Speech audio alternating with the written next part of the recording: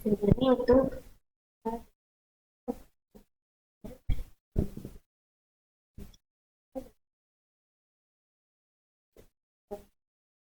terdapat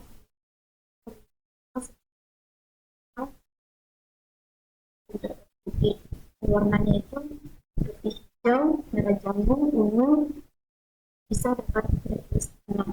Untuk itu karena berkesannya itu kuliner dan jenis produknya itu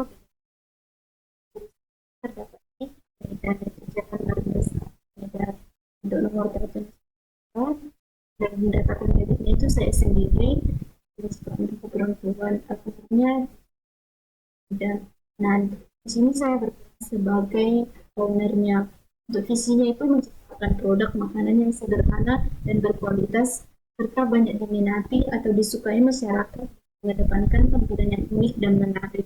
Untuk misinya sendiri terus melakukan inovasi agar selalu menarik minat bagi masyarakat. Yang kedua, menjaga kualitas produk agar menjadi produk yang berkualitas selalu membuat kesan yang baik pada setiap pelanggan.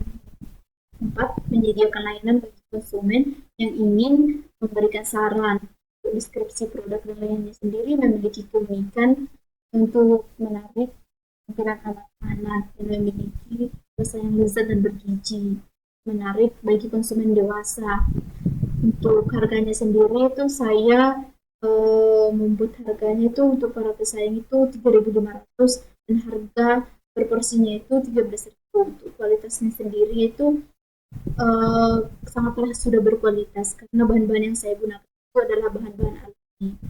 Untuk analisis industri sendiri yang dimana makanan ringan ini dan jajanan tradisional di Indonesia ini merupakan bagian dari industri kuliner yang terus berkembang dan juga pasar kuliner lokal yang menggabungkan tradisi dan inovasinya ini memiliki target pasar luas terutama anak-anak remaja yang menarik dan tertarik dalam makanan unik dan juga berwarna. Yang kedua, pekerja dan mahasiswa yang mencari cemilan praktis. Yang ketiga itu komunitas pencipta jajanan tradisional. Untuk trennya sendiri dalam mendukung bisnis yang saya buat itu kembali ke makanan tradisional. Yang kedua, makanan estetis dan Instagramable. Yang ketiga, gaya hidup sehat dan homemade. Yang keempat, pesan antar via online. Untuk peluang pertumbuhan sendiri, salah satunya itu izin usaha mikro, kecil atau IUMK untuk legalitas usaha skala kecil. Untuk regulasi yang perlu diperhatikan yaitu sertifikasi pangan olah rumah tangga. Penting agar makanan dinyatakan aman dan layak edar. Untuk sendiri itu persaingan ketat, ketergantungan pada visual produk, bahan baku alami, pengelolaan kualitas. Persaingan salah satunya yaitu dadar gulung Bang Jali. Untuk jenis produknya itu dadar gulung klasik isi kelapa gula yang berlokasi di Medan. Untuk kekuatan dan kelemahannya sendiri yaitu terdapat rasa otentik, pelanggan loyal, bahan alami. Kelemahannya sendiri tampilan kurang menarik, varian rasa itu terbatas. Rencana pemasaran itu terdapat target pasar yaitu anak sekolah, mahasiswa, pegawai kantoran, ibu rumah tangga sampai dengan lansia. Strategi harga yang sudah saya sebutkan tadi yaitu 3.500. Untuk promosi itu saya akan menyebarkan brosur-brosur di tempat-tempat ramai dan di sosial media seperti Instagram, blogger, Facebook, dan Twitter. Rencana operasi yaitu di alamat produk di Jalan Bandar Satu Medan. Untuk kriteria lokasi itu akses yang mudah oleh kendaraan pribadi. Dan kedua itu dekat dengan pemukiman dan juga sekolah-sekolah supaya seperti anak-anak SD itu bisa membeli jajanan-jajanan tradisional di tempatnya.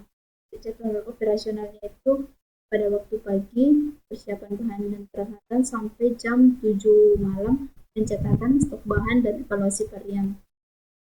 Manajemen sumber daya itu struktur organisasinya terdapat owner sebagai saya dan bagian produksi, bagian pemasaran, karyawan produksi, ini sosial media dan delivery. Proses rekrutmennya itu karyawan produksinya itu usianya 18 sampai 35 tahun dan juga memiliki pengalaman memasak supaya kita tidak ada hambatan atau hambatan dalam masak.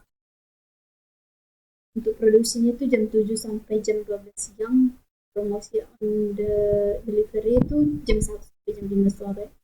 Anggaran biayanya sendiri itu tampilnya itu 2.134, penyusutan 750.000.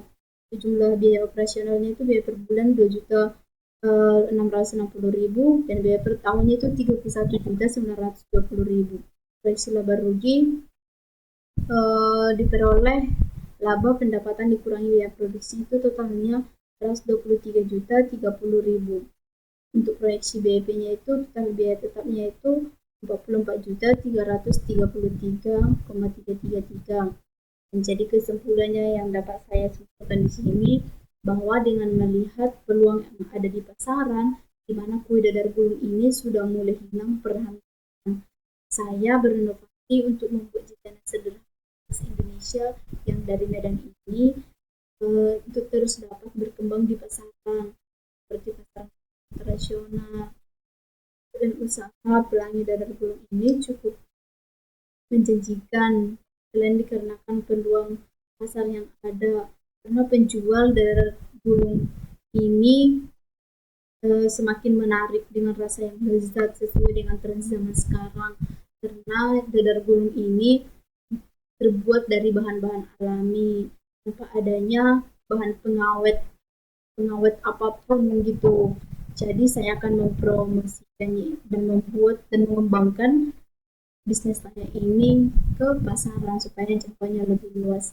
Sekian yang dapat saya presentasikan. Jika ada salah kata, saya mohon maaf. Sekian dan terima kasih.